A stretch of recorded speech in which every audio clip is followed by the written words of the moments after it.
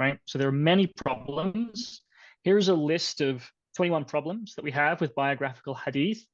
This is, there was another podcast that I did with Javad Hashmi where I talked about 21 problems or 21 reasons to doubt hadith. I can't remember the exact title, but you probably know the one I mean.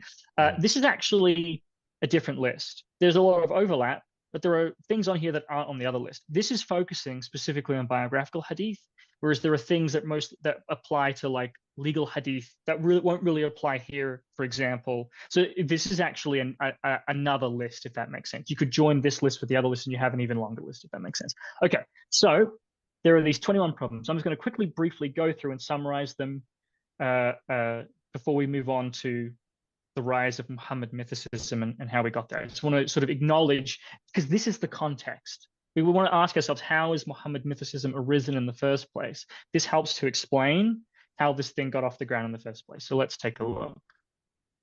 First of all, we have prior probability of fabrication. So this one is pretty simple. False ascription is common in other ancient religions. The underlying mechanism is present for Islam as well. So we should expect widespread false ascription in this case too, right? And the mechanism here is fairly straightforward. Religious authority remains fixed, right? Fixed in, whatever the religion is, Jesus or Moses or Muhammad or what have you. You have this fixed religious authority. But believers have conflicting and ever-changing interests, right?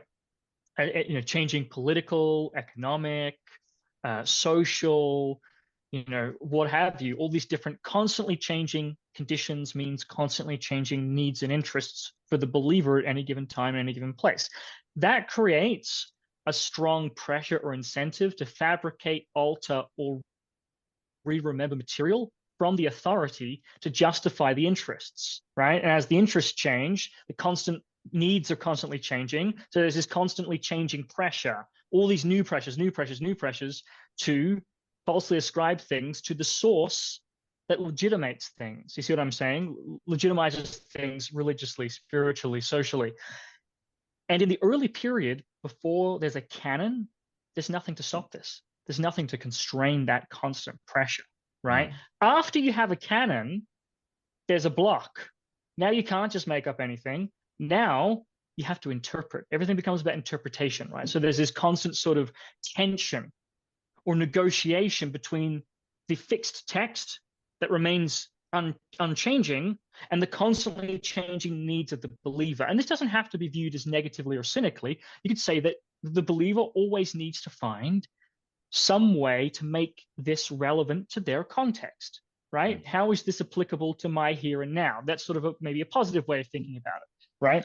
Is that so you constantly, at that point, you're constantly engaging in interpretation, reinterpretation, right?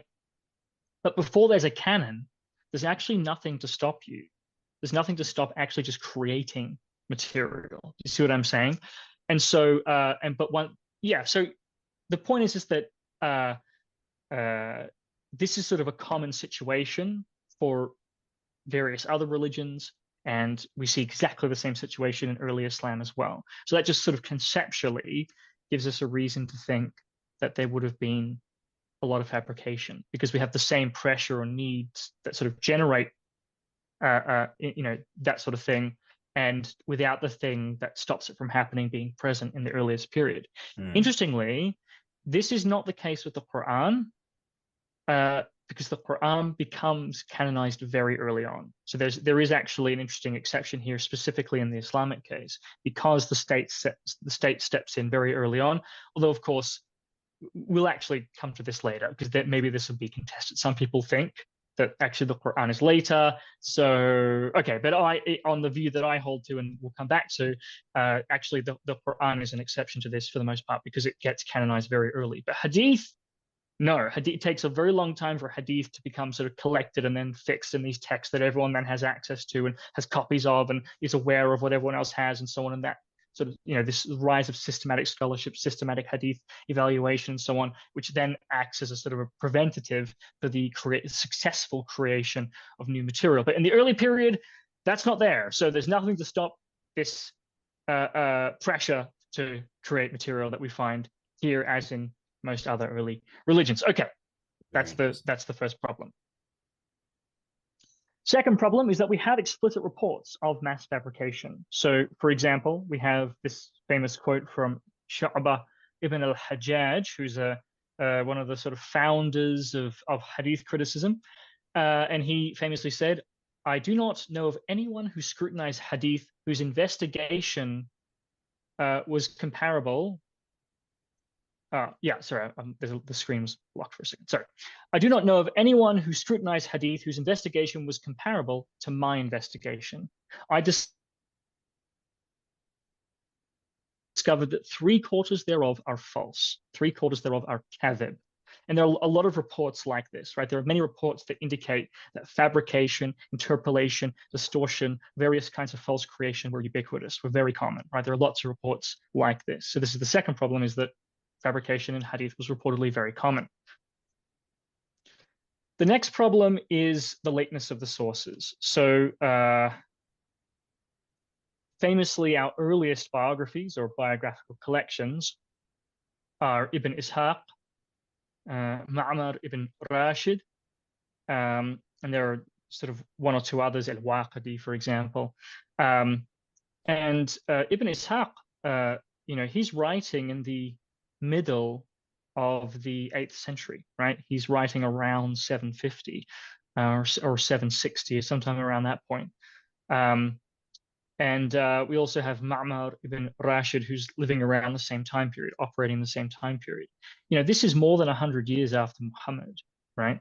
These are the earliest biographical collections. And of course, we don't even have direct access to these. What we have are later recensions, right? We don't have Ibn Ishaq's original. We have the redactions of his students, right? So, for example, that of Ibn Bukayr or that of Ibn Hisham, which is actually who's not even a direct student of Ibn Ishaq. He's the student of a student of Ibn Ishaq.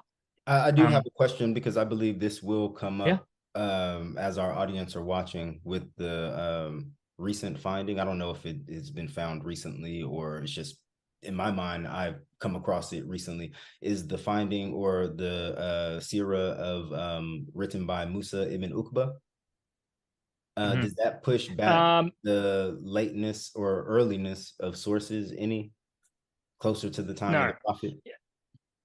Not really. Maybe like 1 decade earlier. Musa is really the same.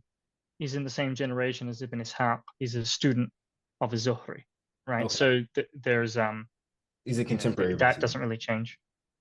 I think he's a slightly senior contemporary of Ibn Ishaq. So okay. It doesn't change much. We're still quite late there. But that's a good point. That we also now have this source as well. And so these are all quite late, right?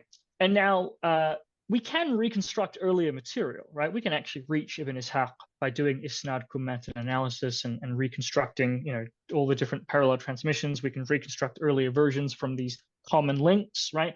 But the common links are usually people operating somewhere in the 8th century CE, people like Ibn Shihab az-Zuhri, who's transmitting still probably a bit more than 100 years after the Prophet, right?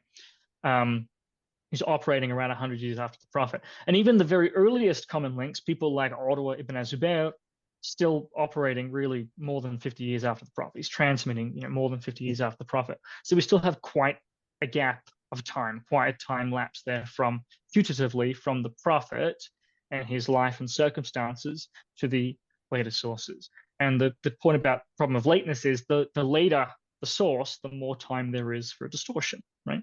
The more time there is for things to go wrong, for things to be made up, for things to be distorted. Next, we have bias. So what is bias? An attitude that predicts distortions, right? So for example, I'll try and choose sort of an uncontroversial example. Let's say we have, suppose we have a Stalinist writer, and they're writing about the history of the Soviet Union. They're writing about Stalin.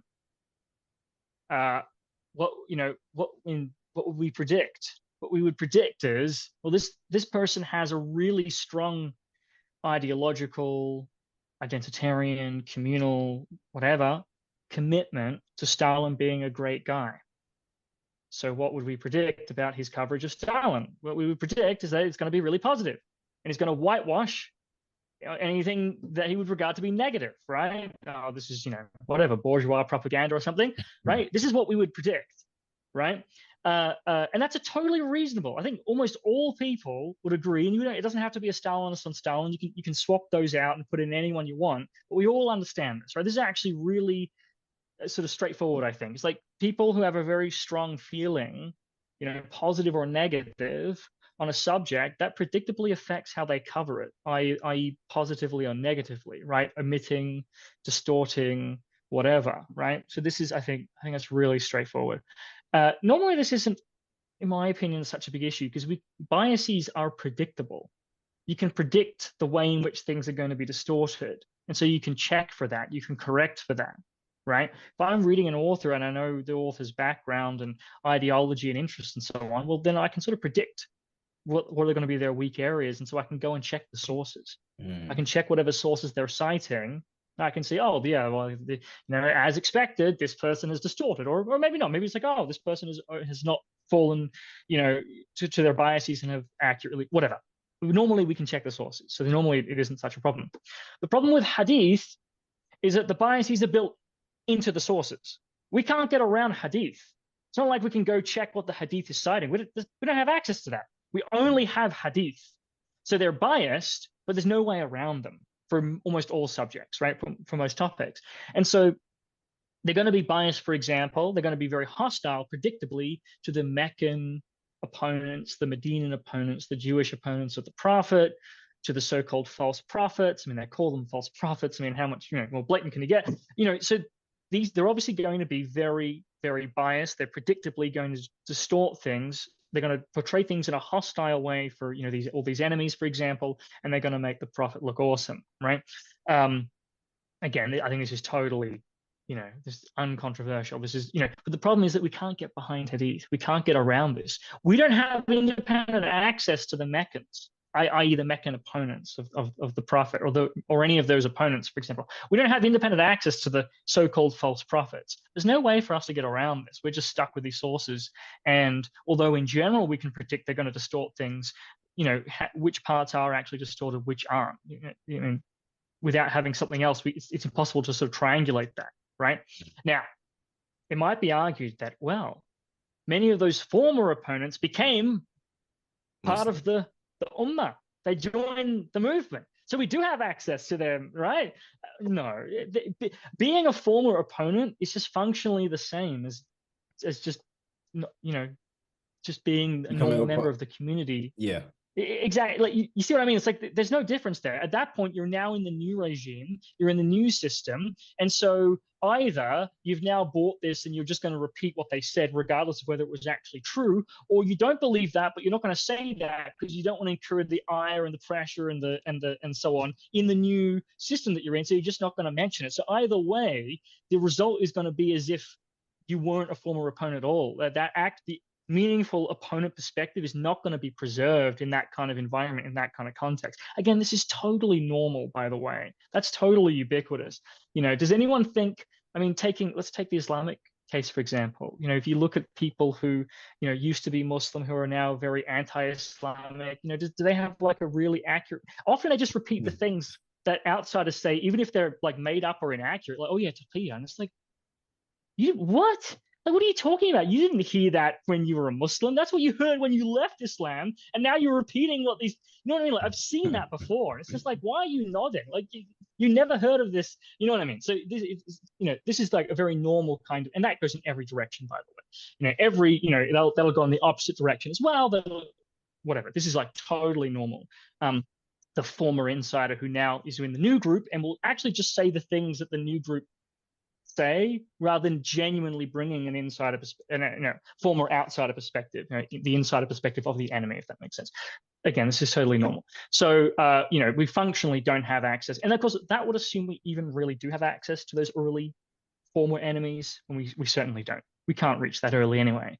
Everything has been streamed through later tradents who have all these biases. See what I'm saying? So we can't even get to that point in the first place. That's a wildly optimistic scenario that we're not actually in.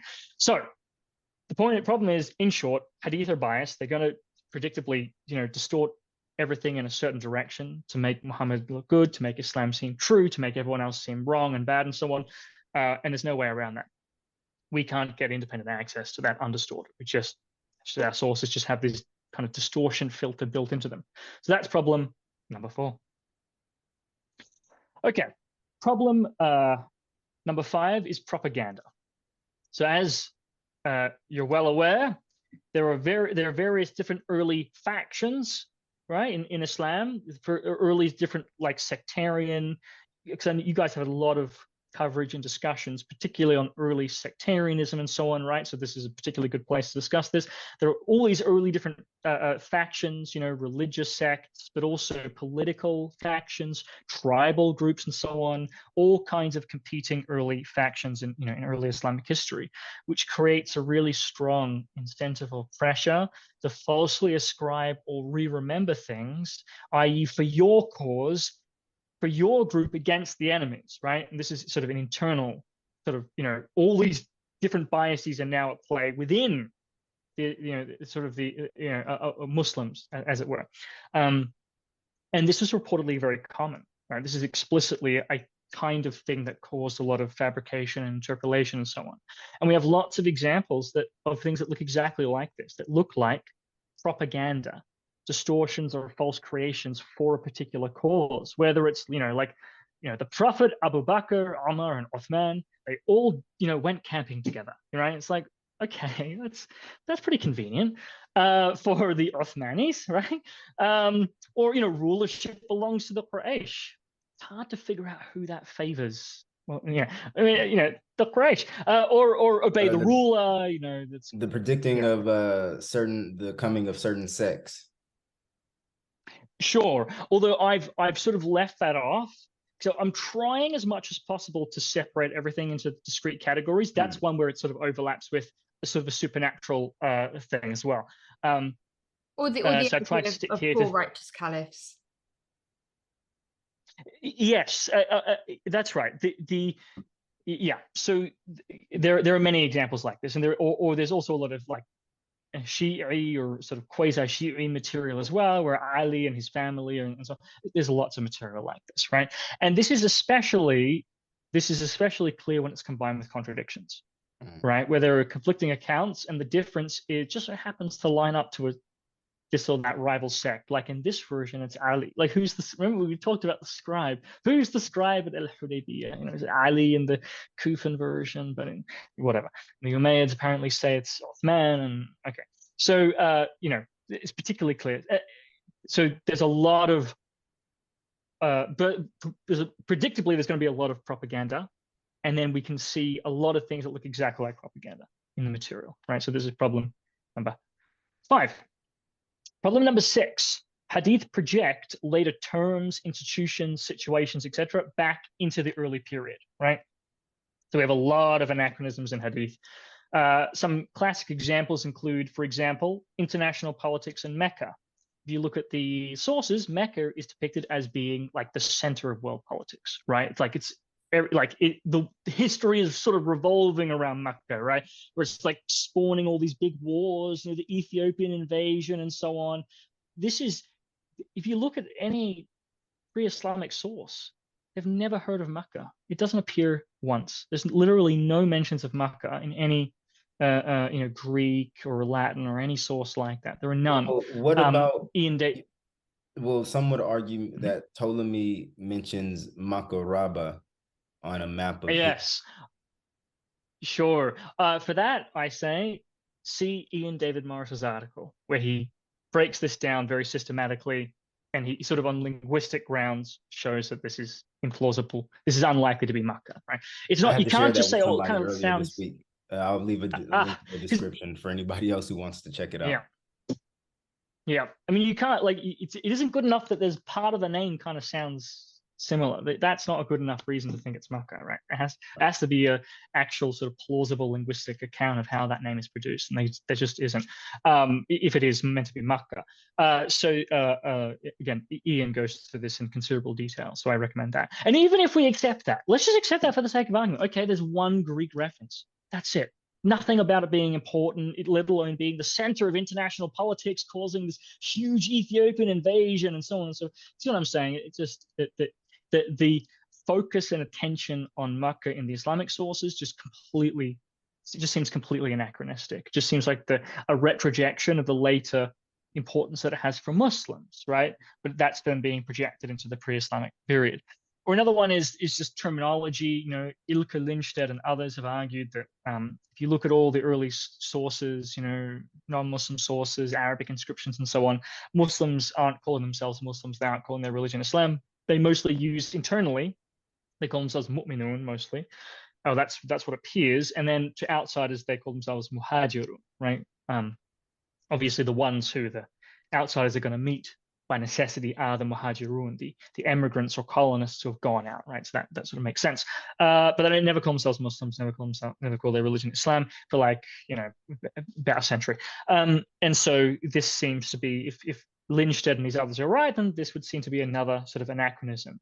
Not a major one, it's just terminology. It's like, you know, earliest Christians didn't call themselves Christians, right? I mean, who, you know, it's just a name, right? It doesn't mean that much. But if hadith are already treating this as the primary name for the Muslim, for the religion and the people, then there seems to be a kind of a fundamental anachronism in hadith, if this is right. Another example is obviously the caliphate. And the caliphate was created after Muhammad died, but Muhammad talks about the caliphate. So it just seems like a straightforward anachronism. Now, of course, some people want to say, well, maybe Muhammad talked about it, and that's why they called it that, right? So it isn't necessarily an anachronism. It's like, well, that's possible. The only problem with this kind of argument is, okay, let's just say, you know, Muhammad predicted, right, or was prescribing, so there's going to be this institution after me, the caliphate. Okay, here it's coming. Everyone, I'm telling you this, right? And then we turn to the stories about the origins of the caliphate. And what do we find? I mean, it's the most ramshackle, spontaneous, ad hoc, chaotic process. There isn't even a hint here that they saw this coming. Like, oh, remember this thing that Muhammad was saying? We're doing it now. Like, no, it looks like it just arises spontaneously out of the conditions, right? So, sorry, this is not going to fly. You know, I don't know why people just think they can just say things, then like, oh, that band. Sorry, what you say have consequences. There are entailments there. There are knock-on effects logically about what else we should see than then we don't see. People just throw in these band-aids without thinking about the consequences, right? Sorry, this just clashes with the general sort of picture of the emergence of the institution. It looks like it arises organically, spontaneously, and then it exists, and then someone takes it existing and puts it back to before it exists. It's exactly the same thing, by the way, with black flags. Why do the Hashemiyah, why do they have black banners and black flags? And it's like, oh, because maybe the Prophet actually said that would happen, and that's why they did it. So the hadith is not anachronistic, post-dating the revolution. Maybe it's somehow part of the trigger of the revolution. Okay, well, let's look at the conditions. There's scholarship on this about why did they wear black. The probable reason is that in Khurasan, there are specifically local pre-Islamic traditions of the color black being associated with political change, prophecy, and power, right? And that's very likely why they then wore black, because there were local traditions conducive to their specific need and interest, right? And there's scholarship on this. We can, I don't know, add it in later or something. We can add sources or a bibliography or something that we can link people to that has all the sources that we're going to cover here. Anyway, so the point is just that, so then it looks like the color, the Hashemiyah who install the Abbasid dynasty, that the Hashemiyah is the movement, the revolutionary movement. Looks like the Hashemiyah are adopting black because of very specific local Khurasani traditions. It's an organic local outgrowth, not something that they got from some hadith over in wherever. You see what I'm saying?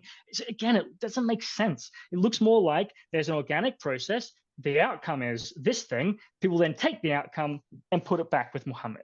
That's what it looks like. Same with that, same with this, right? The caliphate, it just doesn't make sense that the Prophet was planning this and he was telling people about this. That doesn't match how it's depicted as coming into being. So just simple explanation is it's an anachronism. This is, okay. Does that make sense? Should we move on to the next one? And this has been pointed out, maybe not in some detail that you just went into, by Ali Abdul Razak. in his book on the establishment of the ins and outs of the caliphate. You know, if this is an institution that Muhammad is supposed to have set up, why don't we have any hadiths detailing how to pick a caliph from Muhammad, how certain institutions are supposed to function? It's just that we're supposed to have this institution, and you know, there's no detail on how it's supposed to be established or anything like that. And it just pretty much goes along with what you said, how the real history of the caliphate came about: very chaotic, sporadic. Didn't nobody know exactly what to make of it, who should be picked. And if Muhammad had detailed all of this stuff, I don't think we would have had the confusion that we had after his death. I mean, why would Sure. there be wars? I mean, if sure. For example, or even it's going to come in what order? Yeah. But even like, we don't even have to be committed to that. We might, you know, they might just want to say, oh, well, he was talking about the institution, but just the whole institution just seems to arise organically, like improvised, right? Like, it doesn't even, there's no sense here that like, oh yeah, right, this, you know, this thing in general was this thing that was we've been told is going to be set up. It just seems to arise completely through improvisation spontaneously. It just doesn't, in general, it just doesn't fit with the idea that Muhammad was already talking about it, he was already forecasting it. Sorry, this is an awkward fit. The easy solution here is that those hadiths are just anachronistic. They're just projecting something later back to the Prophet. Okay. Number 7, which is sort of overlaps with this, is the supernatural, right? So the overlap there would be like prophecies and things like that. So we have hadith are replete with all kinds of supernatural phenomena. There are, you know, jinn, these sort of spirits, you know, spirit beings that can interact with people. There is like a talking tree. There are all kinds of fulfilled prophecies. There are on-demand rain, for example. There's all kinds of things, right? Now, I'm not saying that these things are impossible, right? I don't have some sort of a priori argument to show that jinn can't exist. So I'm not saying that, right? And this is the strong version. The weak version is, you know, abracadabra, you know, I'm just stipulating these things can't exist, right? Like, oh, I just a priori, I'm just saying, I'm just some sort of atheistic, you know, axiom or something. That's not the argument. It's not the argument, right? And it's tiresome that it always gets turned into that by people who don't want to deal with the strong argument and who just want to deal with the weaker argument. Because if it's just an axiom, it's just some sort of atheist naturalist axiom that magic can't exist, then it's just arbitrary. And so you can just arbitrarily opt in, or you can just arbitrarily opt out. And so we're just going to opt out and problem solved, right? But of course, that's the weak version. The strong version is appealing to established background knowledge, right?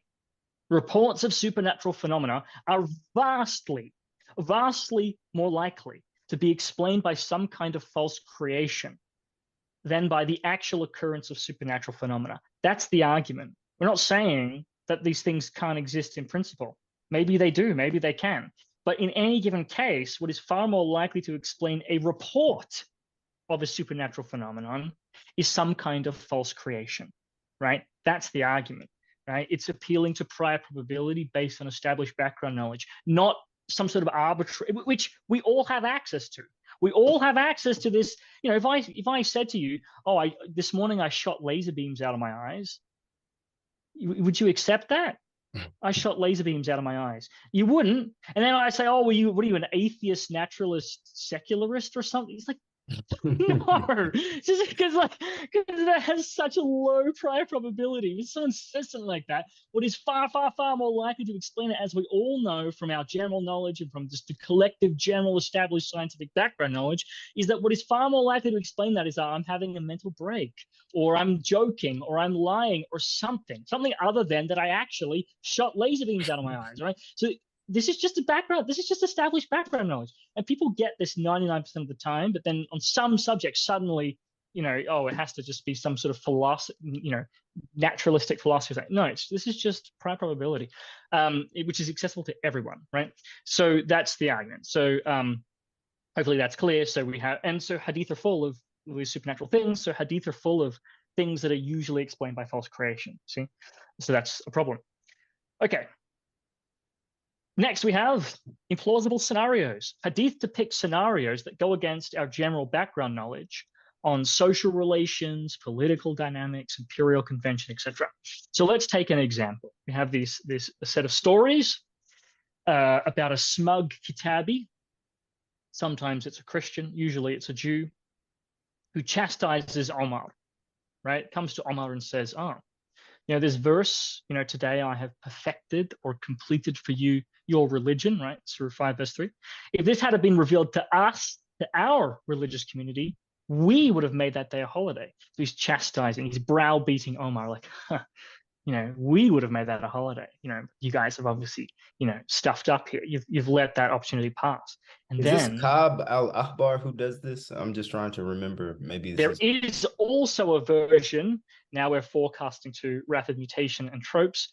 But yes, there's a version where it's Ka'ab. But the most common, the canonical version is it's just a Jew, and it's not like, so it's a hostile outsider. It's not Ka'ab with the Jewish convert, but there is actually a version where it is Ka'ab.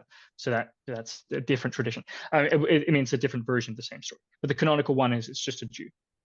Okay, so this Jew comes to Omar and he's sort of chastising him there, like smugly pointing out, that we would have made this day a holiday. And then Omar pulls, it's like Uno, right? It's a reverse card on him or something, and he says, not only was it was at a holiday, but it was two holidays in one.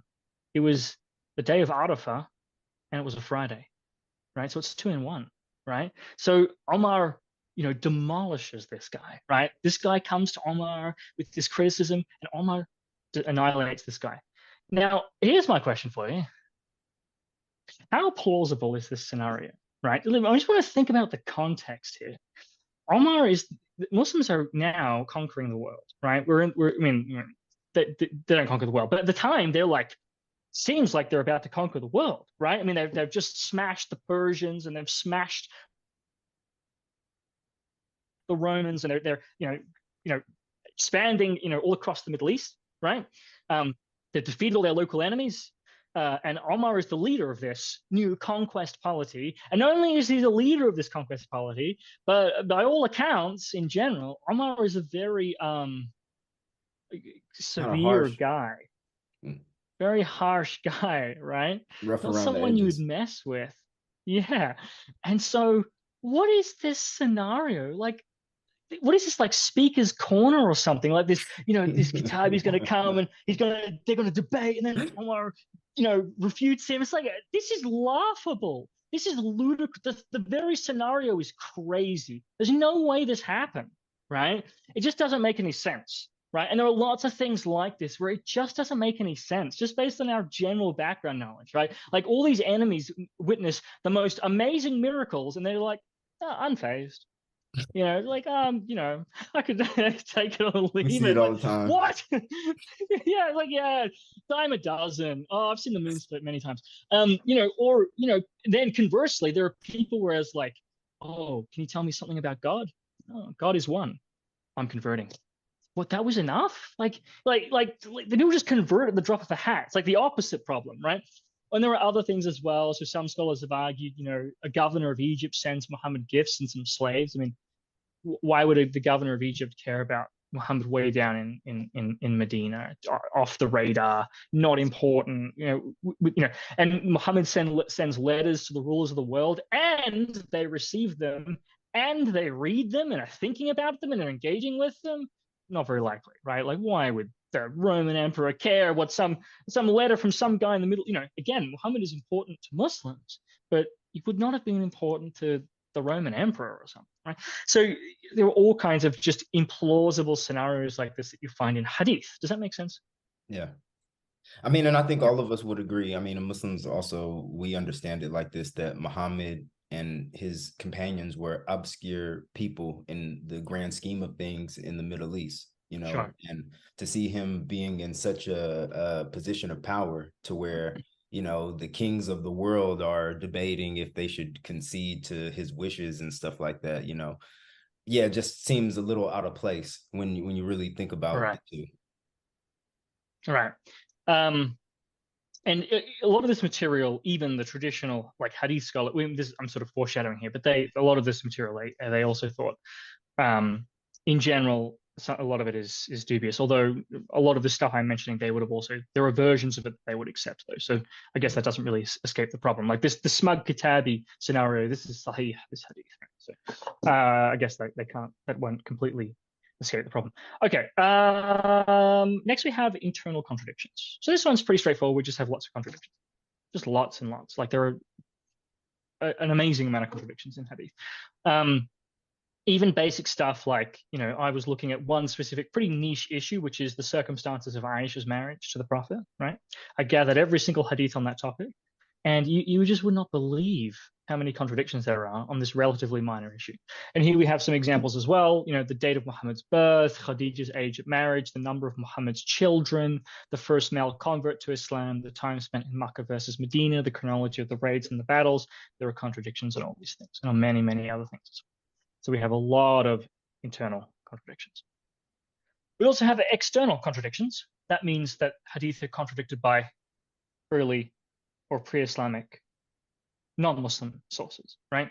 So for example, hadith depicts this sort of, worship of all these polytheistic pagan gods who are being worshipped, they're being sacrificed to, they're being invoked, they have their own temples and shrines with their priests.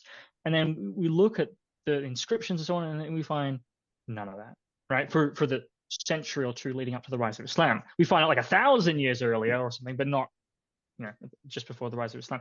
Or again, the obscurity of Makkah, already mentioned that, same basic issue. Or we have a belated Jewish alliance. The traditional sources make it seem like Muhammad's alliance with the Jews broke down almost immediately. Then we have an early Armenian source that seems to depict that as lasting until, the reign of Omar, for example, and a couple of others as well. There's some evidence of a lingering Jerusalemite Qibla alongside them. I would say alongside the Meccan Qibla. It wasn't just resolved by the Prophet and then that's it now, where it's all towards Makkah. There's some evidence that there's something lingers on for a couple of decades. And we already mentioned the proto-Muslim identity as well. So we have various examples of early or even pre-Islamic sources that contradict hadith. We also have implausible transmission occurring in hadith, right? So we have reports that lack eyewitnesses or just lack sources.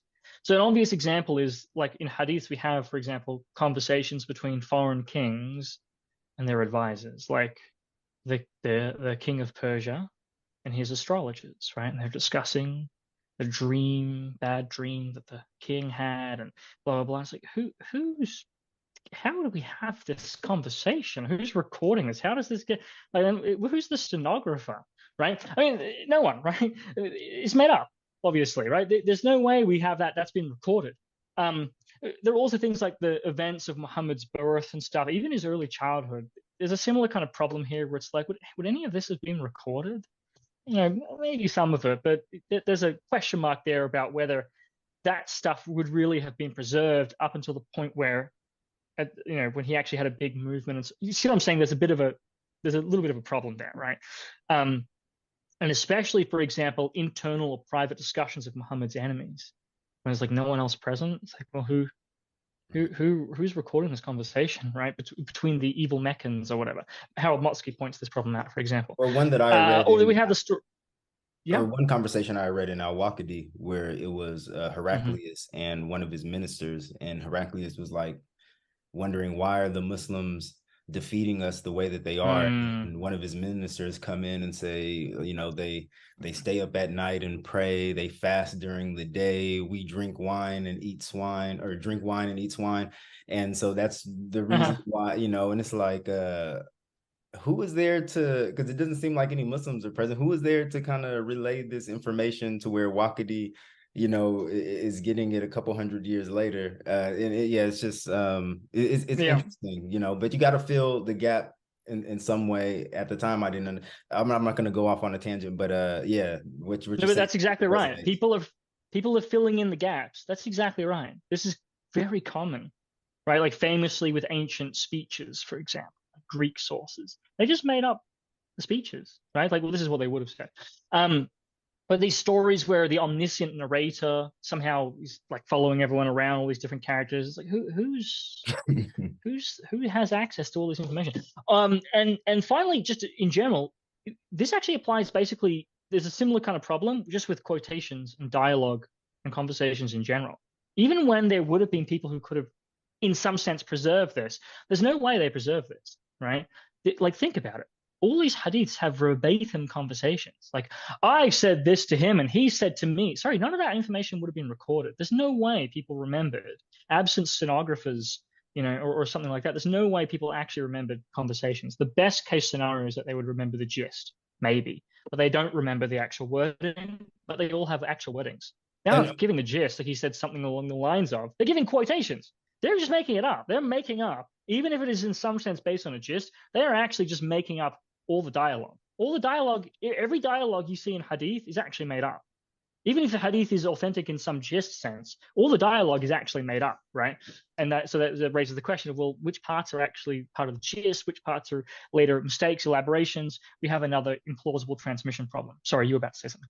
No, yeah, I remember coming across something from Sufyan al-Thawri about where he was asked were hadith verbatim, and he gave the response that if we were to recite hadith verbatim, there would be basically no hadith. Basically that what you're getting is a paraphrase or a digest, as what you called it. So I just pointed that out, right, that in classical Islamic scholarship, this has been pointed out. Pertaining, it's openly acknowledged. Yes, yeah, it's openly acknowledged that hadith were transmitted bil ma'na, by the meaning. That's absolutely true. What I'm pointing out is an interesting consequence of that, though, which is that, well, then all the dialogue is made up. Like, they aren't saying in the hadith, they aren't saying he said X, but where it's like not actually quoting. They actually quote verbatim. See what I'm saying? So there is a kind of performative creation going on here. They aren't actually just giving the gist. You see what I'm saying? So you're right. In general, the hadith scholars acknowledge everything is transmitted by the gist. They do acknowledge that. But what I'm sort of pointing out is a sort of a consequence of that when you look at, well, but they are seemingly giving verbatim quotations. So how do we square that? The answer is they're just making up the dialogue. So that's, rather than just describing, they're creating the wordings. Okay, so that's implausible transmission. Next, we have number 12, the lateness of the isnads. So this is sort of a pretty famous and well-known problem, is that isnads arise sort of late. We have the famous report from Ibn Sirin that mentions that they only began to ask for sources through or after the fitna, which is usually, traditional scholarship, I think, normally goes with that being the first fitna. Secular scholarship argues it's the second fitna, and which sort of makes more sense. Just in terms of his context. Conflict with the Zubayrids and the Umayyads. And also al-Mukhtar. Yeah. I've talked about this before. There are actually several arguments. Like number one is just that often, in many cases, people will refer to the second fitna as the fitna as well. So that's one consideration. Another thing is that there are attempts to explicitly say, oh, the first fitna, which is sort of like, methinks he doth protesteth too much, right? It's like, well, why are they having to emphasize that? Oh, because that it was understood to be the second fitna, and there are places where it's just quoted in the context of other reports about the second fitna, and also just like, not necessarily, we don't actually accept necessarily it goes back to Ibn Sirin. It's just meant to be in Ibn Sirin's mouth. But if someone was creating something for Ibn Sirin and he just mentions the fitna, what would make sense for the Ibn Sirin perspective? What's the more immediate war? Is it the one that happened when I was a baby, or is it the one that happened when I was an adult? What's that one? So that the fitna, for his perspective, if you're putting yourself in his perspective, the fitna is more immediately going to refer to the second one. Same with the wars, like the World War I, World War II. If I lived through World War II, but I was a baby in World War I, and I say the war, which war do I mean? We all know it's World War II, right? Yeah. I mean the same thing. Now, all of that is, already, I think, gives us a reason to think that. We also have other reports. There's this report from Ibrahim an-Nakhai, right, where he says that people only began to ask for isnads, or isnads were only used in the, beginning with the days of al-Mukhtar. That's the second fitna, right? So that's like totally unequivocal, that one is, right? And that strongly confirms that the fitna we're talking about is the second fitna. And then we also have other reports, this report from Hamad ibn Salama about how Qatada initially wasn't citing isnads, or virtually never cited isnads, and then someone from Kufa came and started citing isnads, and so then Qatada began to cite isnads, right? this is like halfway through Qatada's career or something, right? So like, he initially just wasn't citing isnads. I want to say that I read interesting... something. I want to say that I read something from Qatada in Al-Bukhari, or it might have been in Muslim, where he said that he's never seen religious people lie so much. I'm paraphrasing. He never seen religious people lie so much, except for when it comes to hadith. I really want to say, did I see that in Muslim, or I came across it's not Qatada. You it did see it. No, you saw it in Muslim. It's in the Muqaddimah. It's in the introduction to Muslim. It's not actually from Qatada. It's from another major Basran scholar. This is actually from Yahya ibn Sa'id al-Qattan. Yeah, Qattan. Okay, so I got the Qatada, Qattan. I thought, all right. Yeah. But you're in the right place. This is he's just like maybe two generations later. But they're actually both major Basran scholars. But that's another nice quote, by the way, that helps us with all of this. So Qatada is only starts citing isnads pretty late, right, belatedly, and he wasn't initially, which of course raises the question of, well, if he's now starting to cite isnads at some later point, where are those isnads coming from that he's citing? Because this would suggest is that he's not initially, people aren't recording their sources. So now suddenly at a secondary point, he's giving sources. Maybe he remembers some of the time we got stuff from. It's plausible to think that there are lots of times where he actually just wouldn't remember, because before this point, you didn't have to give sources. See what I'm saying? So you wouldn't necessarily make an effort of recording this sort of stuff. So this is part of the problem here, right? And then we have another quote here from Malik ibn Anas, who talks about how Zuhri was the first to asnada. He was the first to, Yoinbol interprets this as regularly cite isnads. And all this is sort of broadly corroborated by the lateness of common links. Most common links are from the 8th century. And that makes sense if isnads sort of arise a bit late. And so the common links reflect the time period where isnads are now being cited systematically. And that's why we can see them now. We can see the common links, because that's the point at which isnads are becoming common. At least dense isnads, right? Whereas, usually for earlier period, if there is an alleged isnad, it's usually just like one or two or three, just like single strands. There's no dense transmission. Dense transmission only kicks in from around this point onwards, right? Which makes sense. And so what this means, what are the consequences of this? Why does this matter? First of all, it sort of means that in general, companion inscriptions are suspect, right? Because these are transmissions going back to generally to people who are before isnads. So transmission from them wouldn't have been formally documented and reported, and yet the isnad is reaching all the way back to them, right? So there's that sort of suspect. Not all of them, like Anas ibn Malik lives quite late, so it's not as much of a problem for him conceptually, but for the earlier ones, it's much more of a problem.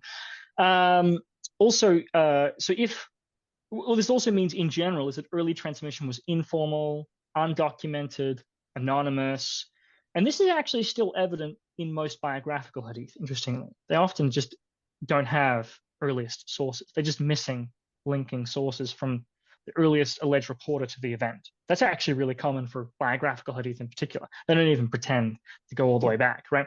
And what this all means is that it would have been easier for false material to spread in the early period, because there was no even putatively some kind of system of accountability. See what I'm saying? Of like who said what? That wasn't there. This is another problem with hadith, including biographical hadith.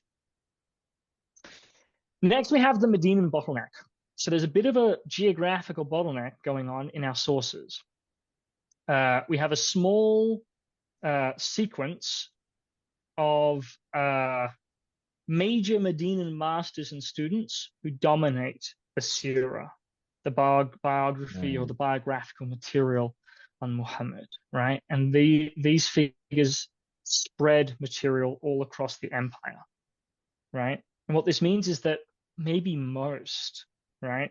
Probably these figures, they might even account for most of the stories about Muhammad. Most of the stories about Muhammad's life derive from the same place and the same time, 8th century Medina, which weakens any notion of independent transmission, right? This is perfect conditions for contamination, the spread of false material, etc. If it's all being the same people in the same place at the same time, more or less, then it's like things can easily just go back and forth between them, and then, or whatever arises within them can then just be boosted everywhere around the empire. See, as long as it's in this this bottleneck, right?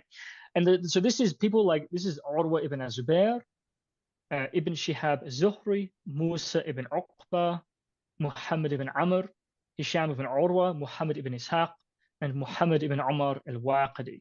Now, not every one of them is the direct student or master of the next figure, but they're all sort of connected, right? Like, al-Waqidi, actually, probably al-Waqidi does plagiarize from Ibn Ishaq, but ostensibly, al-Waqidi is independent of Ibn Ishaq, but he is going back to material, for example, from a Zuhri, right? See what I'm saying? Or going back to material from Urwa. So they're all directly or indirectly part of the same Medinan continuum, this Medinan network of masters and students, right? And they account for a huge percentage of the sort of biographical material, right? And so, again, as I already mentioned, this is a big problem. It's all the material is, all this stuff is traveling among the same people in the same place. It sort of undermines any sort of concept of independence. They could easily just be getting stuff from each other, or things are contaminating each other and so on. And if someone makes something up, it then spreads to the others and then goes everywhere, right? But it's actually just based on this, this sort of bottleneck. Yeah. Okay. I mean, imagine someone asking al-Waqidi, have you read Ibn Ishaq Sirah Rasulullah? No, I haven't heard of it at all. Tell me about it. I'm pretty sure that, if he's trying to put together a life of the Prophet and the companions and the things that happened afterward, he's going to consult the sources he has available. And I imagine Ibn Ishaq would have been available to him to some extent. There's a body of scholarship that specifically argues that he plagiarized from Ibn Ishaq. He would take reports that would have the distinctive hallmarks of being like, I found this with the material on Al-Hudaybiyah, for example, is that like you can see this development from Urwa, and there's to Az-Zuhri, and there's certain changes that occur to Ibn Ishaq, and then there are certain other changes that occur. So there are these very distinctive features in Ibn Ishaq's redaction, of Az-Zuhri's redaction, of Urwa's redaction of the material, and then along comes Al-Waqidi, and he has those exact changes, those exact very hyper-specific changes from Ibn Ishaq's redaction of Az-Zuhri's redaction. And it's like, exactly the same features show up in Al-Waqidi and nowhere else. It's like, okay, so clearly Al-Waqidi's version is derived from Ibn Ishaq's version. Okay, number 4, the mode of transmission. So the material was transmitted orally, paraphrastically, atomistically, in rapidly changing and chaotic conditions, right? For the first century, if not for longer. And so these are perfect conditions for things to become decontextualized, re-remembered, for the meaning to drift away from the original, right? This predictably leads to rapid distortion, mutation, transformation of information in the course of transmission. So the mode of transmission early on is one that is we would just predict distortion to occur. There's also growth in the material. Material is often growing. So for example, later sources have way more information on the same specific events than earlier sources. Right. And often details and elements appear in post-common link versions of a hadith that are absent from the original common link version. So you'll have these different transmissions, and then in one line in particular, you'll end up with all these things that aren't in any of the other lines of transmission, right? Well, it just looks like things are just accumulating in the course of transmission. And then we also have explicit reports about how hadith are growing. There's one from Az-Zuhri, for example.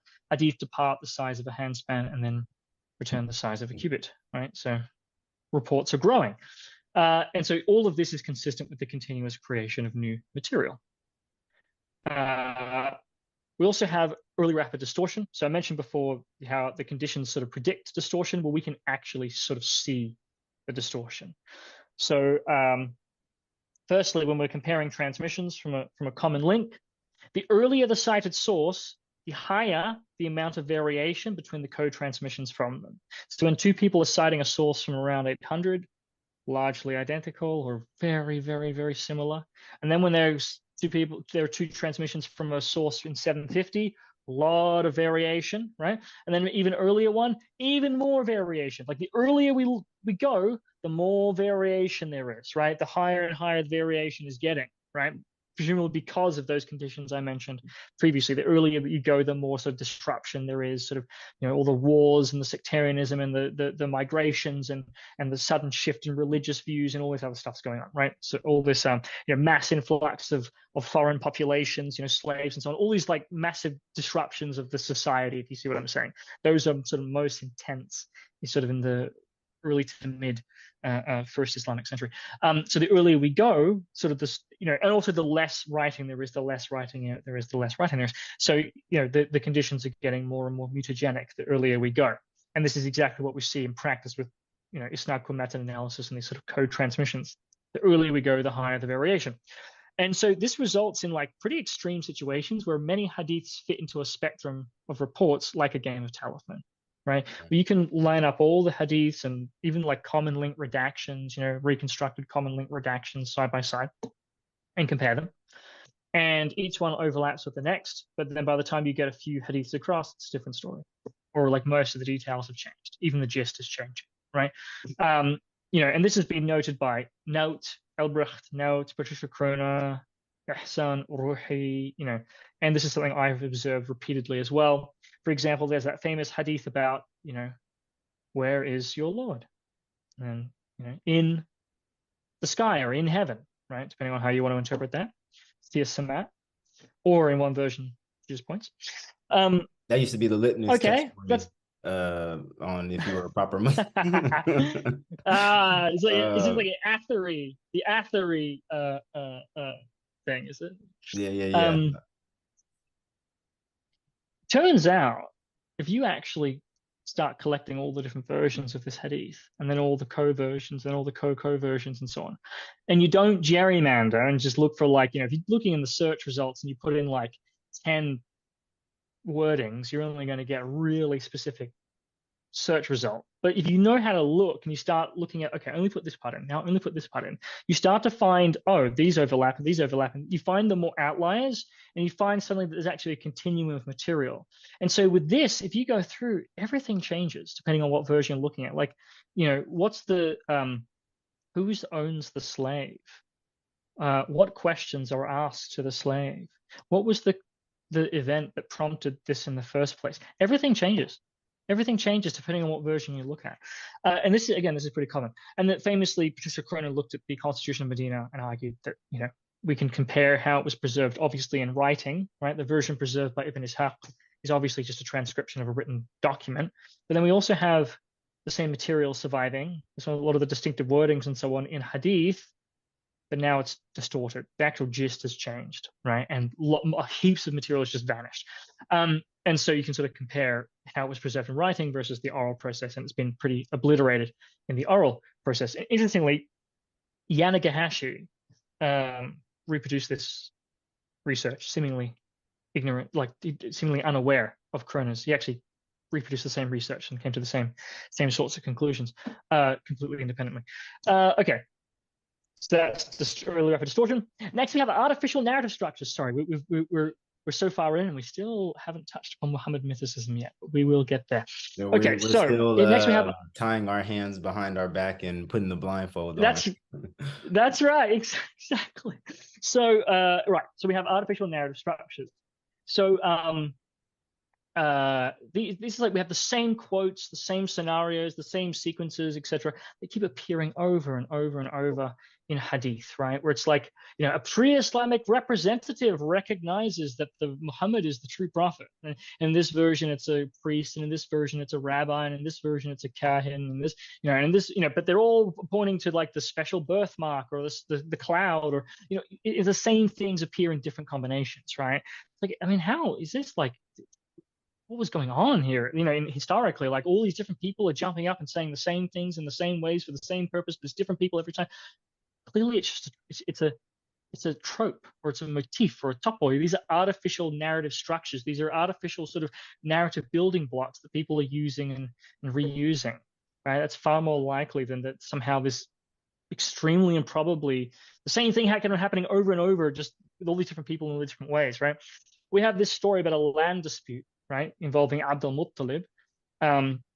And then there's they seek arbitration. They're going to travel to a kahin. They start traveling. Then there's a water miracle, and then the other party recognizes, all right, it's your water. Where did this occur? Was this with the Quraysh in Makkah, or was this in Ta'if with the Thaqif? It's the same story, but they've just reskinned it, right? It means what exactly the same thing happened in the same way with the same kind of sequence. Doesn't seem very likely, right? Or there's a bunch of things like this. We already mentioned the Smug Kitabi, and there's actually a bunch of different versions where it's exactly the same scenario. But is it Omar or is it Ibn Abbas? And is it a Christian or is it a Jew? Is it Ka'ab? Who is it? And it changes. So it looks like these are very improbable as historical events, but they are extremely likely as themes, tropes, motifs, and so on, right? And these are now. This isn't always the case. There are special circumstances where people are actually formulaic in real life, right? There are some circumstances. Like if I'm hearing people saying the same things over and over, it's not a surprise if I'm at a theater, because everyone has a script and they do the play. So it's the same script over and over. So you'd hear the same quotes over and over as you go to see the plays. It's Hamlet here and it's Hamlet there. It's the same script. You'd expect that. Or even an example that Kroner gives, which looked like a topos, but maybe is genuine, is the early sort of Arab or Muslim, proto-Muslim, whatever you want to call them, conquerors would do the takbir before battle, right? They'd say Allahu Akbar. This seems to be a trope because they just say it every time. So it's like, formulate part of how you construct these narratives of the conquests. But actually, there's an early Christian source, Syriac source, that mentions this, that they do this. So, but that makes sense because at the start of every battle, it's sort of plausible that there would be a ritual, right?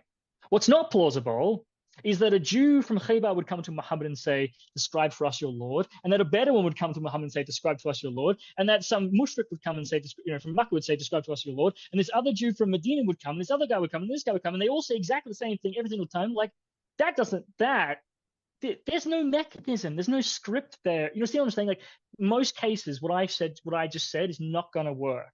In most cases, it's just incredibly implausible, right? There are only very special conditions where we would expect people to say the same things and do the same things over and over. Those are special cases. Most of the time, what's going to explain this is that these are themes, tropes, motifs. People are using these ideal sort of building blocks or elements, right? And these inherently distort history. They replace actual quotes, actual sequences with ideal or standard ones. He's not saying whatever he really said if he said anything. He's saying the ideal quote. You know what I'm saying? And so this, or the sequence isn't the real sequence of how the events happened. It's this ideal one that's being used over and over. It's this archetype or template. Well, that's replacing the real one, right? So these are a problem because they inherently distort history, right? Okay, I think that's pretty straightforward. Next, we have the storyteller construction.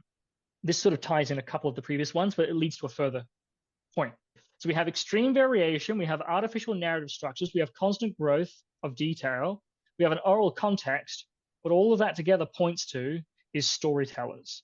It looks like the reports are being created by storytellers. They have the characteristic hallmarks, the signs of oral professional storyteller construction, right? The storytellers are common in oral contexts. Their priority is emotion, edification, entertainment, moral instruction, right? Those are the standard goals of storytellers. And they construct stories using and reusing a common set of elements, right? That's like classic sort of way that storytellers operate. And they tailor stories according to audience interests, right?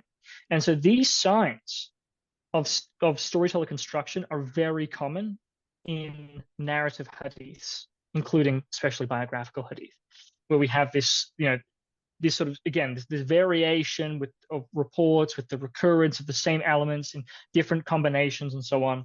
This is what it looks like when material is being created and recreated by storytellers, right? And the problem is that they distort and they replace history. When they make up a story, they're either making something up completely or they're changing real history by remixing it, right? And then adding in what they want or what they want the audience to take away from it and so on and so forth, and they're just distorting and replacing history. So again, this is a big problem. Okay, next we have exegesis in disguise. So this one's pretty straightforward. We have all these reports that are regarding the context and even the meaning of the Quran at times that are extremely contradictory, right? But they aren't just contradictory.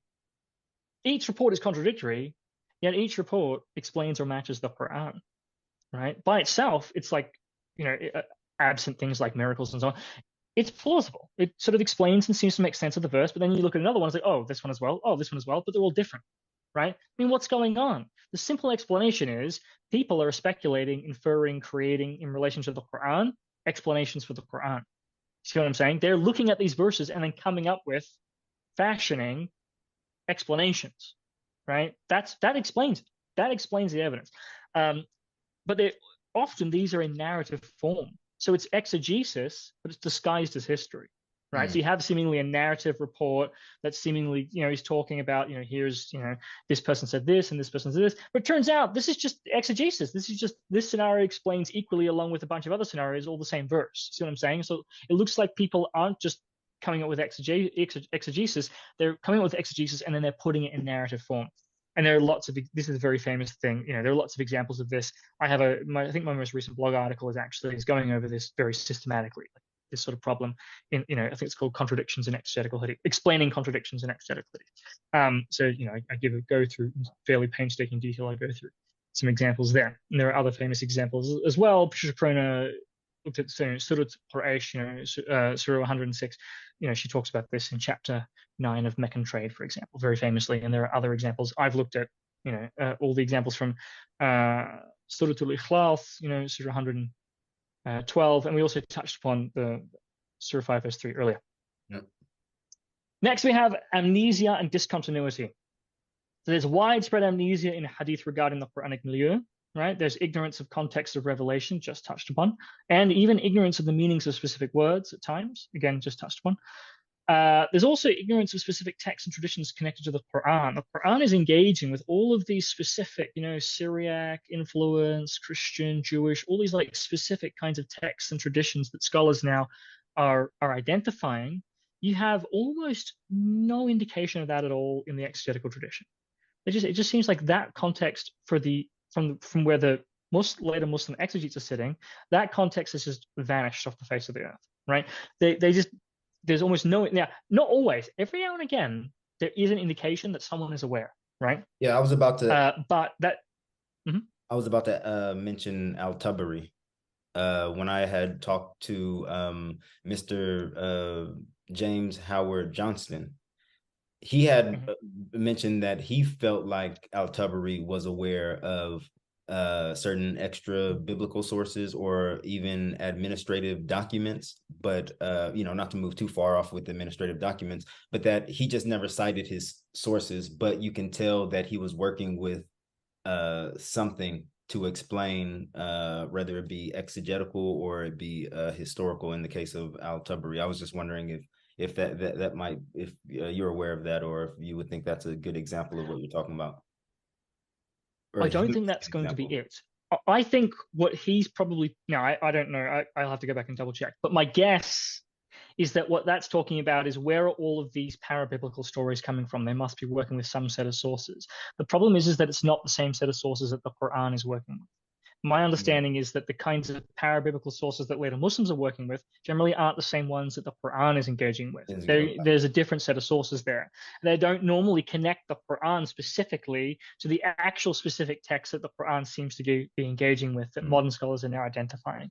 So that's, that would be my read on that, but I'd have to go and check to make sure that I'm understanding what he was saying, if then I'm right in that characterization. So that's so in general, the specific texts and traditions that the Quran is engaging with are not, they just seem to be lost from later Muslim understanding or consciousness. And then we already touched upon this, there's this sort of ignorance of the early Hijazi religious milieu as well. The picture that actually comes across in the inscriptions and so on, the physical evidence is very different from what we have in Hadith. So what this means is there seems to be this recurring discontinuity between the later Islamic historical memory, to some degree, and the Quran. There's some kind of discontinuity.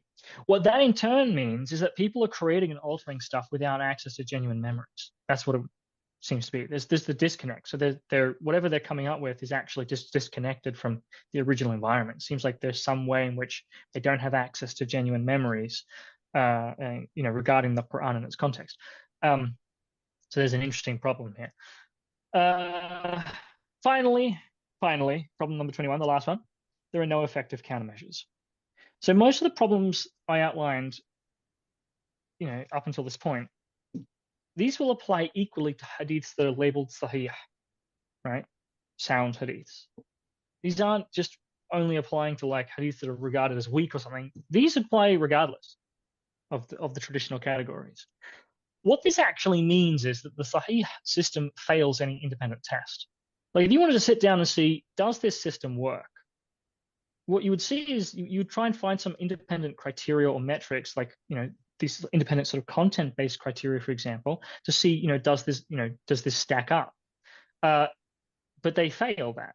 Most of them, not all of them. I actually think that contradictions are much less of a problem, and the reason for that is that part of the reason for hadith criticism was precisely to eliminate contradictions. So I actually think contradictions aren't such a big problem for Sahih hadith, but most of the others, on almost every other metric, it just looks like, okay, well then the Sahih system didn't work because so many of these hadiths that are allegedly sound, that are Sahih, are just seem to be false on like every other metric. You see what I'm saying? Mm-hmm. Another problem is that there aren't really any arguments. Like, why should we accept, if someone says this hadith is sahih, why should we accept that? What's the argument? There virtually are never arguments. They never give arguments for why the hadith is sound, right? There's no reasoning given. There's no evidence given most of the time. And even in the context where they do give evidence, like in the I'lal works, they give some evidence. They give some parallel transmissions. They don't give the reasoning. 99% of the time, no argument is given, right? At best, we can look at these sort of introductory works, and they outline these very vague principles about corroboration without really telling us what that actually means in practice. Like when does an isnad count as corroboration, and when is it an error? You can find, I see, formally identical isnads, right, where it looks like the same kind of thing. Oh, here's a parallel single strand, and this one though is a mutabi'. This is like a sort of a corroborating witness or whatever, and this one is a khata. This is an error. It's like, so when is it an error and when is it corroboration? It just, it's very opaque, right? The whole system is opaque. We only have these very generic sort of principles that we can try and use to figure out what they're doing, but in practice, there's never any detail, almost never, right? There's just no arguments, right? So already it would just be ludicrous to just accept on authority all this system without any argumentation, right?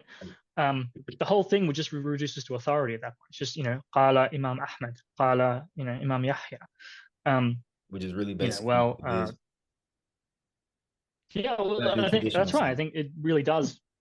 Yeah, I think it does mostly actually in practice. The whole thing does just reduce to an appeal to authority, right? There's no way for us, we don't necessarily really even know exactly how they were reasoning in any given instance, and we can't reproduce it, right? So it's just, the whole thing is just an appeal to authority. So this is a problem, is that we don't even really necessarily know the arguments, right? Because they usually don't give arguments. There's also a high rate of contradiction. There's lots of contradictions when it comes to hadiths and to judgments of transmitters, the reliability of transmitters, which is used to authenticate hadith. Christopher Melchett famously noted this in his article on An-Nasa'i.